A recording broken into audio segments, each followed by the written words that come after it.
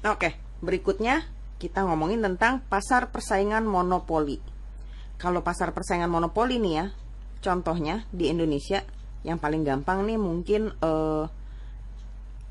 lu pernah dengar yang namanya PT PLN, ya nggak sih? Perusahaan perseroan terbatas nih ya, perusahaan listrik negara. Ya kalau listrik berarti kita ngomongin ya kayak yang kita pakai di rumah lah biasanya, kayak buat lampu, ngecharge handphone dan lain-lain gitu ya. Pasti lo tau lah yang namanya listrik. Kenapa ini dibilang PT PLN ini adanya di pasar persaingan monopoli? Soalnya, coba deh lu perhatiin, yang jualan listrik di Indonesia siapa lagi sih? Ya cuma PLN doang, ya nggak sih? Kalau ada daerah-daerah yang belum dimasuki PLN, berarti dia pasti belum punya akses listrik. Nggak ada penerangan, nggak ada sambungan listrik apapun gitu ya. Makanya kalau di Indonesia, kalau untuk urusan listrik, ya cuma PLN doang. Kalau kayak gitu, berarti lu bisa nebak dong karakteristik atau ciri-ciri dari pasar persaingan monopoli. Jumlah penjualnya hanya satu, ya cuma satu-satunya dia doang gitu.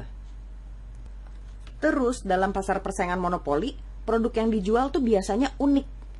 Unik maksudnya ya lo susah lah untuk mencari substitusinya gitu. Jadi barangnya sulit digantikan oleh barang lain. Ya kayak listrik lo mau gantiin sama apa gitu. Yang ya listrik ya bentuknya kayak gitu. Sulit mencari penggantinya.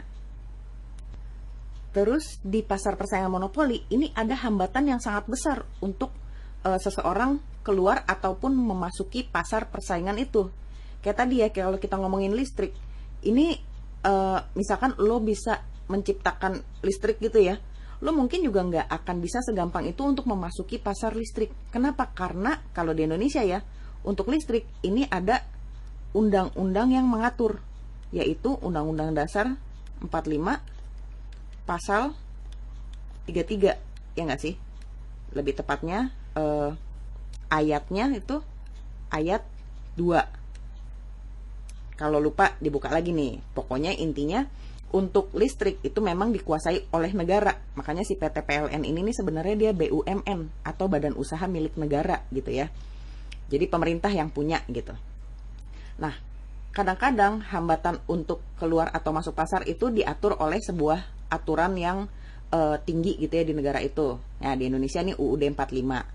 Tapi selain UUD atau aturan yang mengatur bahwa perusahaan atau orang lain nggak bisa keluar atau masuk pasar, bisa juga karena sumber dayanya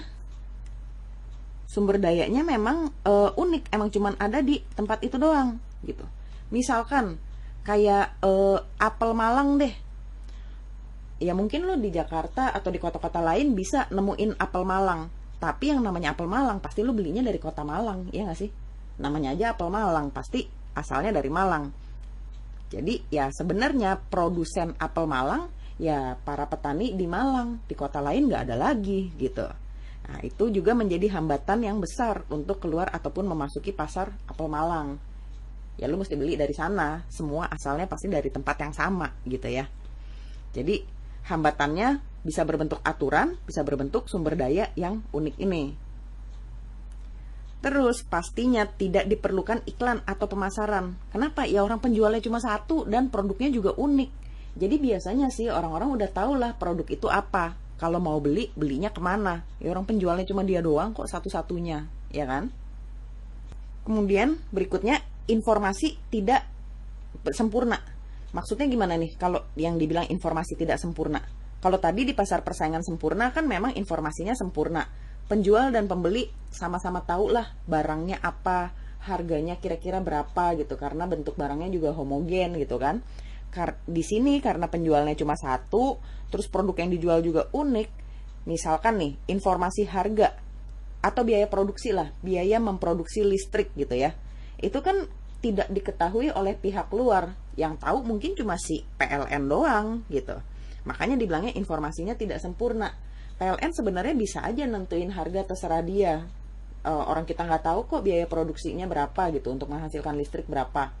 Makanya kalau di Indonesia nih ya, kenapa ada Undang-Undang Dasar 45 Pasal 33 ini yang mengatur kepentingan umum itu tuh dikuasai oleh negara gitu. Ya supaya masyarakatnya tidak di apa ya, tidak dicurangin lah gitu dengan harga yang nggak masuk akal. Makanya PT PLN ini memang dikuasai oleh negara karena buat kepentingan seluruh masyarakat Indonesia gitu. Nah, yang terakhir nih, karena penjualnya cuma satu ya, akhirnya penjual dia merupakan apa? Kalau di pasar persaingan sempurna dibilang price taker, di sini dibilangnya price maker. Jangan sampai salah nih ya. Price maker adalah penentu harga. Kok dia bisa nentuin harga? Ya bisa lah, orang dia cuma satu-satunya yang jualan. Dia mau nentuin harga berapapun, orang pasti akan beli kok. Apalagi produk yang dijual kan unik ya. Karena dia unik, terus penjualnya cuma satu, ya akhirnya berapapun harganya orang akan beli. Nah, ini juga diatur sama pemerintah nih, harga listrik berapa. Jadi, ya PLN karena memang badan usaha milik negara ya memang ditentukan oleh pemerintah lah. Tapi biasanya pemerintah untuk menentukan harga pun akan mempertimbangkan kemampuan masyarakat untuk membelinya.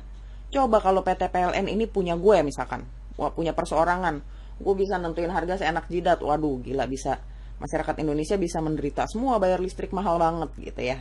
Makanya di sini dibilang penjual merupakan price maker karena cuma satu dan produk yang dijual unik gitu ya.